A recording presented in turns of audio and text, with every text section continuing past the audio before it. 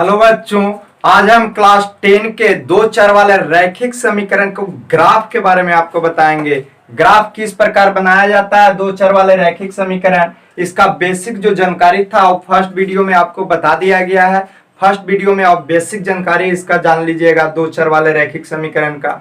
आज हम बताएंगे कि दो चर वाले रैखिक समीकरण में ग्राफ किस प्रकार खींचा जाता है। एक क्लास 10 में ग्राफ बहुत इंपॉर्टेंट है, 5 नंबर के आपको आएंगे क्लास एग्जाम में। देखिए एक क्वेश्चन, जैसे मान लीजिए एक एग्जाम्पल हम लिए हैं कि x plus 3y equal to 6 है और 2x minus 3y equal to 12। ये दो समीकरण दिया हुआ रहेगा, कहेगा कि जांच करिए संगत है या असंगत, यदि संगत हो तो ग्राफ खींचें। तो सबसे पहले चेक कर लेंगे संगत और असंगत का। हम कंडीशन आपको पिछले वीडियो में आपको हम बता चुके हैं क्या होता है कंडीशन। a1 बाई a2 निकालेंगे। a1 और a2 x का जो गुणक होता है उसको पहला समीकरण वाला को a1 और दूसरा समीकरण वाला को a2 बोलते हैं। तो 1 यहाँ गुणक कोई संख्या नहीं है इसलिए 1 लेंगे, यहाँ 2 है तो क्या हो जाएगा 2। फिर हम b1 बाई b2 निकालेंगे। b1 होता है बाई वाले गुणक, इसमें 3 है और दूसरा का समीकरण में -3 है, ये कटेगा तो -1 आ जाएगा। हम देख रहे हैं ये दोनों आपस में बराबर नहीं है, चूंकि a1 by a2 does not equal to b1 by b2, यानी a1 बाई a2 है जो b1 बाई b2 के बराबर नहीं है। आज जब बराबर नहीं होता है तो यह अद्वितीय हल का कंडीशन होता है, यानी शर्त होता है, और जब अद्वितीय हल होगा तो संगत होगा। अतः हम लिख देंगे अतः यह संगत होगा, संगत होगा। संगत और असंगत के बारे में हम बताए थे, जिस समीकरण का हल निकलता है, चाहे एक हल हो या अनेक हल निकलता है वो संगत होता है, और जिसका हल नहीं ज्ञात किया जाता है वो क्या होते हैं, असंगत होते हैं। तो संगत होगा, ये तो हम जांच कर लिए। अब इसका रहा ग्राफ की बात। तो ग्राफ सबसे पहले हम मान सारणी निकालेंगे। समीकरण 1 से मान सारणी निकालेंगे, फिर समीकरण 2 से मान सारणी निकालेंगे, उसके बाद हम ग्राफ पेपर पर उसको क्या करेंगे, दर्शा देंगे। सबसे पहले देख लीजिए समीकरण 1 से, समीकरण फर्स्ट से क्या होगा, x plus 3y equal to दिया हुआ है 6, तो x इक्वल टू क्या हो जाएगा, 3y उधर ले जाएंगे तो 6 अब माइनस हो जाएगा 3y, क्योंकि प्लस में है, प्लस के उधर जाता है तो बराबर में माइनस में जाता है। ये हमारा हो गया। अब जब हम मान सारणी निकालेंगे, मान सारणी निकालेंगे किस प्रकार निकालेंगे, तो मान सारणी में इस तरह एक बॉक्स बना लिया जाता है, एक x का घर, एक y का और एक xy। यहाँ x लिख देंगे, यहाँ y, और यहाँ दोनों पॉइंट को लिखेंगे इस रूप में xy। हम यहाँ देख रहे हैं कि 2 ही कॉलम बनाए हैं, आप 2 से अधिक कॉलम भी बना सकते हैं। ग्राफ खींचने के लिए कम से कम एक समीकरण से 2 पॉइंट का होना अनिवार्य है, उससे ज्यादा भी हो सकता है लेकिन कम नहीं होगा। कम से कम 2 पॉइंट निकालेंगे तब हम रेखा को मिलाएंगे, और रेखा मिलाने से हमारा क्या हो जाएगा, ग्राफ बनेगा।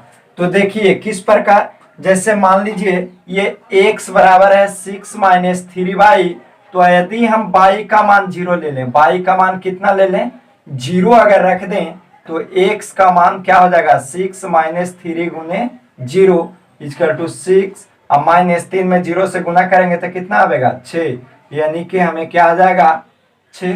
3 में 0 से गुना करेंगे तो 0, 6 में से 0 घटेगा तो कितना 6, यानी हम जब y का मान 0 रख रहे हैं तो x का मान हमें कितना प्राप्त हो जा रहा है 6।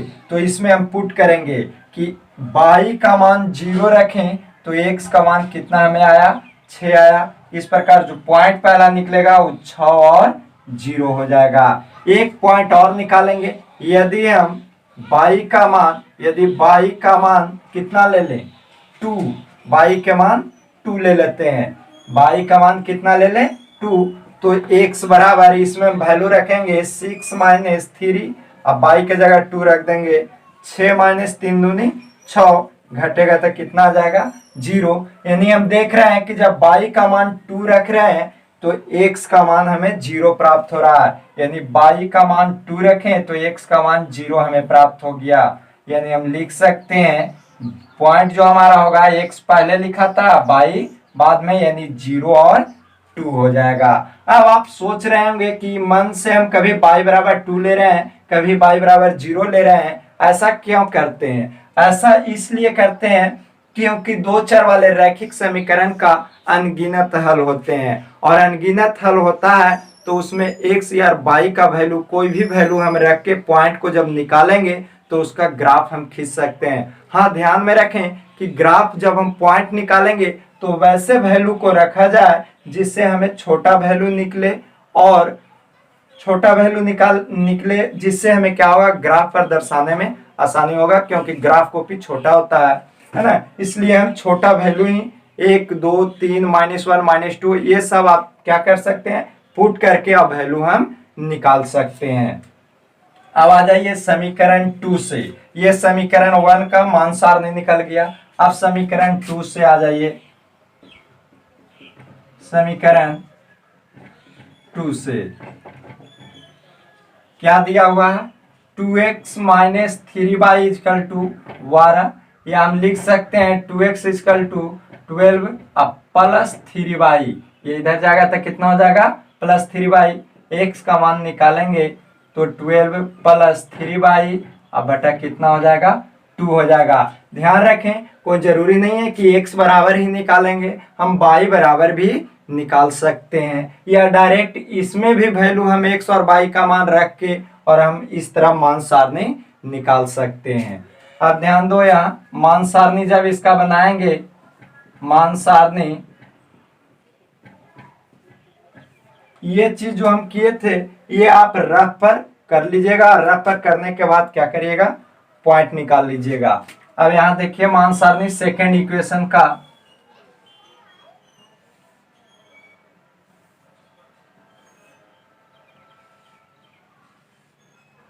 x बाई यदि हम क्या करें, यहां जैसे इधर हम रफ कर देते हैं, देख लीजिए यदि हम y बराबर 0 ले ले, y का मान कितना ले, 0 लेंगे तो x बराबर कितना हो जाएगा, 12 प्लस 3 गुने 0 अब बटा 2। ये पूरा हमारा 0 हो जाएगा, बच जाएगा 12 अब बटा 2, कटेगा तो कितना आ जाएगा, 6 आ जाएगा। यानी हम देख रहे हैं कि जब y का मान 0 रख रहे हैं तो x का मान कितना आ रहा है, 6 आ जा रहा है।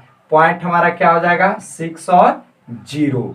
नेक्स्ट एक और पॉइंट आप निकालिए, क्या हो जाएगा, यदि हम y का मान -4 ले लें, y का मान कितना ले लें, -4। हाँ, ध्यान में ये रखें कि हमारा जो वैल्यू हो वैसा मान रखें कि जो पॉइंट जो हमारा निकले, यानी बिंदु जो निकले वो दशमलव में ना हो। दशमलव में भी ग्राफ बनता है लेकिन आपको थोड़ा सा परेशानी होगा, इसलिए आपको एक्चुअली वैल्यू जब निकल जाएगा पूर्ण रूप से तो उसको ग्राफ बनाना आसानी होता है। तो y बराबर अगर -4 रख दें यहाँ तो x बराबर कितना हो जाएगा, 12 प्लस 3 गुने -4 अब बाई 2 कितना हो जाएगा, 12 माइनस 12 हो जाएगा अब बटा 2।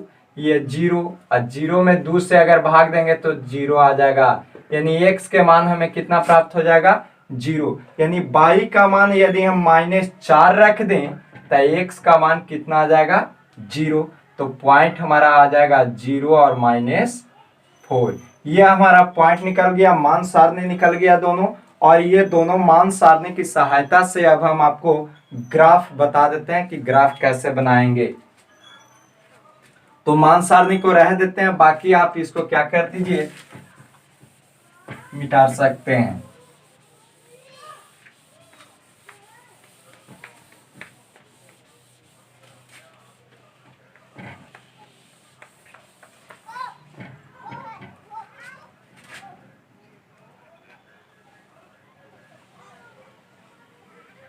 ये बाई अक्ष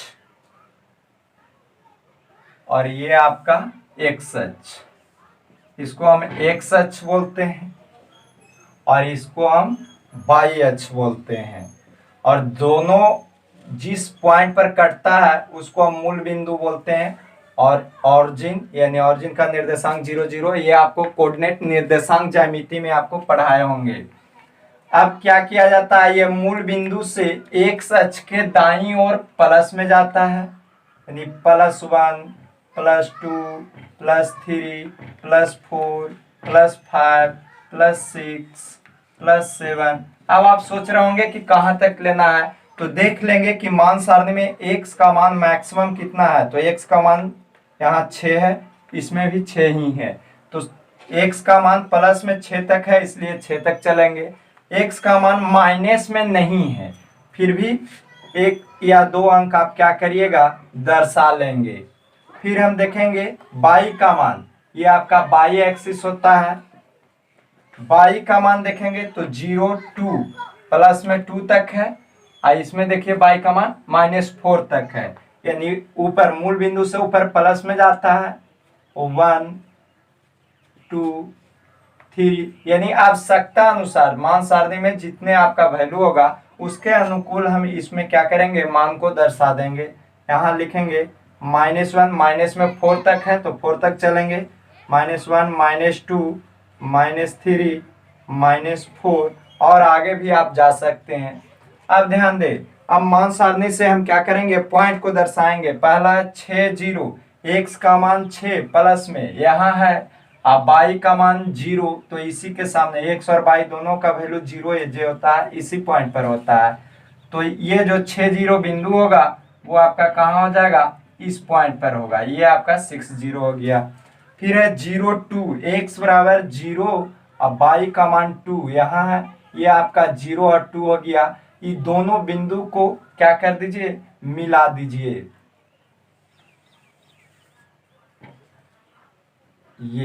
ये जो हमारा ग्राफ हो गया वो पहला समीकरण का था। पहला समीकरण कितना था, x + 3y = 6, इसका ग्राफ बना। अब सेकंड मान सारणी यहाँ है, ये 6 0, तो 6 0 तो वही पॉइंट हो जाएगा। फिर करा 0 और -4, x बराबर 0, अब y के मान -4, यहाँ आ जाएगा 0 और -4। तो अब इस पॉइंट को और इस पॉइंट को हम क्या करेंगे, मिला देंगे इस टाइप से। ये दोनों एक दूसरे को कट किया, जहां कट करता है प्रतिच्छेद करता है उसको हम प्रतिच्छेद बिंदु बोलते हैं, फर्स्ट वीडियो में आपको बताए थे। और यहाँ हम देखेंगे कि x कितना पर कट रहा है, तो x 6 पर कट रहा है, अब y तो y 0 पर कट रहा है। यही उसका क्या हो जाता है, ग्राफीय विधि से हम हल करके x और y का मान ज्ञात करते हैं। ऐसे ध्यान रखें कि अगर मान सारणी में कोई पॉइंट सेम टू सेम मिल जाता है तो ग्राफ उसी पॉइंट पर क्या करेगा, प्रतिच्छेद करेगा, और x और y का मान भी वही होगा। ये आपका ग्राफीय विधि से हम 2 चर वाले रैखिक समीकरण का ग्राफ बता दिए।